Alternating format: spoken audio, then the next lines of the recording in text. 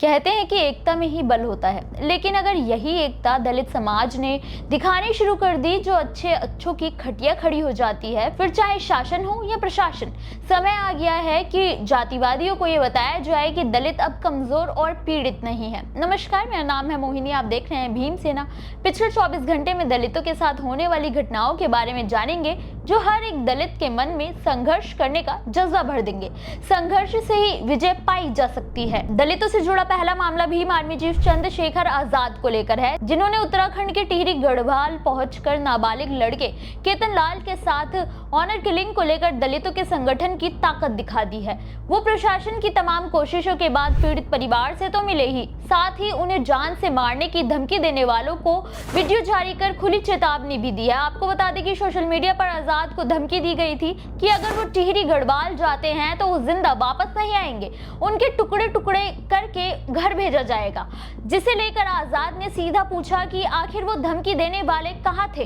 वो कोई फौज लेकर नहीं गए थे, फिर भी सामने नहीं आए। उन्होंने उत्तराखंड की कानून व्यवस्था पर सवाल करते हुए कहा कि आखिर पुलिस पीड़ित परिवार को ही टॉर्चर क्यों कर रही है। पीड़ित परिवार के खिलाफ पंचायत की गई, उसके गांव के बाहर हथियार लेकर खड़े होकर धमकी दी जा रही है कि जो भी पीड़ित परिवार से मिलने आएगा वो जिंदा वापस नहीं जाएगा। उन्होंने पूछा कि आखिर राज्य की कानून व्यवस्था इतनी सुस्त क्यों है।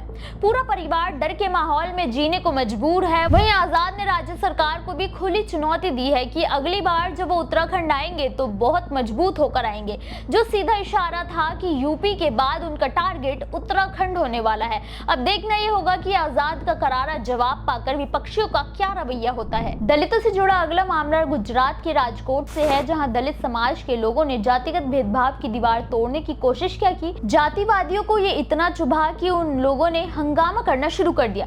ये मामला राजकोट शहर के कुवाड़वा रोड पुलिस स्टेशन के तहत रतनपुरना पाटिया में आने वाले जलाराम सोसाइटी का है। पीड़ित सपनाबेन जादव ने पुलिस को तहरीर दी कि वो वहां की सरपंच हैं और उसने जातिगत भेदभाव को दूर करने के लिए सोसाइटी के सभी दलित और पिछड़े लोगों को सोसाइटी के बड़े हनुमान मंदिर में पूजा करने के लिए प्रेरित किया था। लेकिन महिला सरपंच की यह हरकत सोसाइटी के ही राजू भाई रामावत, मयूर रामावत, हेतन बैन बालसोड़ और चंद्रेश भाई बालसोड़ को इतनी नागवार गुजरी कि उन लोगों ने सरपंच के घर जाकर काफी बहस की। इस दौरान सरपंच का पति और उसका बेटा सबको शांत कराने आए तो आरोपियों ने सबको जाति सूचक गालियां देकर अपमानित किया। वहीं मंदिर में दोबारा प्रवेश करने की कोशिश करने पर जान से मारने की धमकी दी गई। डरे सहमे परिवार ने पहले पुलिस से कोई मदद नहीं ली, जिसके बाद दलित समाज के नेताओं ने कुवाड़वा रोड पुलिस स्टेशन में शिकायत दर्ज कराई, जिसके बाद पुलिस ने जांच शुरू कर दी है। हालांकि अभी तक किसी की भी गिरफ्तारी नहीं हुई है, लेकिन सवाल ये है कि आखिर कब तक दलितों को जाति के नाम पर यह अपमान सहना पड़ेगा। दलितों से जुड़ा अगला मामला राजस्थान के करौली से है, जहां एक 15 साल के नाबालिग को अपहरण करके जातिवादी दबंगों ने इसलिए बुरी तरह से पीटा क्योंकि उसने पैसे मांगने से इनकार कर दिया था। इस पूरी घटना का एक वीडियो भी वायरल हो रहा है, जिसमें मुख्य आरोपी अक्षय गुर्जर और उसके साथी पीड़ित को बुरी तरह से लाठी डंडों से पीट रहे हैं। वहीं मारपीट के बाद आरोपी युवक को अधमरी हालत में छोड़कर चले गए। पीड़ित की हालत इस वक्त काफी खराब है। पीड़ित नाबालिग की मां ने आरोपियों के खिलाफ मामला दर्ज कराते हुए बताया कि आरोपी जबरन मिठाई की दुकान से उसे पैसे मांगने के लिए कह रहे थे, लेकिन पीड़ित ने इनकार कर दिया, जिससे आरोपी नाराज हो गए। वो लोग उसे अगवा कर सुनसान जगह पर ले गए, जहां उसे लाठी डंडों से पीटा गया। पुलिस ने पीड़ित की मां की तहरीर पर आरोपियों के खिलाफ मामला दर्ज कर जांच शुरू कर दी है। वहीं पीड़ित को अभी होश नहीं आया है। हालांकि राजस्थान में जातिगत भेदभाव की खबरें अब काफी आम हो गई हैं। ऐसे में देखना यह होगा कि पीड़ित को न्याय कैसे मिलेगा और कब तक आरोपी पुलिस के शिकंजे में आते हैं। दलितों से जुड़ा अगला मामला उत्तर प्रदेश के बहराइच से है, जहां जाति सूचक गालियों का विरोध करने के बदले एक दलित मजदूर को मिली सजाए मौत। ये मामला बहराइच के खैरीघाट थाने के बेहड़ा गांव का है। मृतक दलित मजदूर का नाम दुर्गेश था। दुर्गेश के साथ मॉब लिंचिंग की घटना जून में ही घटी थी, जब सुबह वो राजी चौराहे के पास से एक ऑटो पकड़ने गया था। ऑटो में बैठने के बाद दुर्गेश ने ऑटो चालक से केवल इतना कहा कि वो थोड़ी देर रुक जाए ताकि उसके दो साथी और आ जाए, लेकिन लेकिन चालक ने दुर्गेश को जाति सूचक गालियां देते हुए बोनी खराब होने का आरोप लगाया। इस अपमान का दुर्गेश ने जब विरोध किया तो वहीं आसपास मौजूद कई ऑटो चालकों ने मिलकर उसे बुरी तरह से पीट दिया। किसी तरह परिवार वालों को इस घटना की जानकारी लगी तो उन लोगों ने पुलिस से मदद मांगी, मगर पुलिस ने उल्टा उन्हें भगा दिया और न ही दुर्गेश का मेडिकल करवाया। थक हार कर पीड़ित परिवार ने उसे निजी अस्पताल में भर्ती कराया, जहां हालत गंभीर होने के बाद लखनऊ रेफर कर दिया गया। लेकिन करीब 11 दिनों तक जिंदगी की जंग लड़ने के बाद दुर्गेश ने दम तोड़ दिया। इस बीच भीम आर्मी के हस्तक्षेप के बाद 29 जून को एफआईआर दर्ज की गई।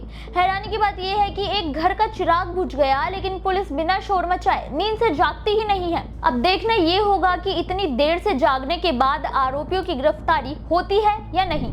दलितों से जुड़ा अगला मामला यूपी के ही संत कबीर नगर से है, जहां एक दलित बच्ची के साथ पहले किया गया और फिर उस घटना को आत्महत्या करार देने के लिए बच्ची का गला घोंटकर उसके शव को पेड़ से लटका दिया गया। ये सनसनीखेज घटना 28 जून को घटित हुई थी, जब बेलहर खुर्द गांव के पास मौजूद कब्रिस्तान में लड़की का शव पेड़ से लटका मिला था।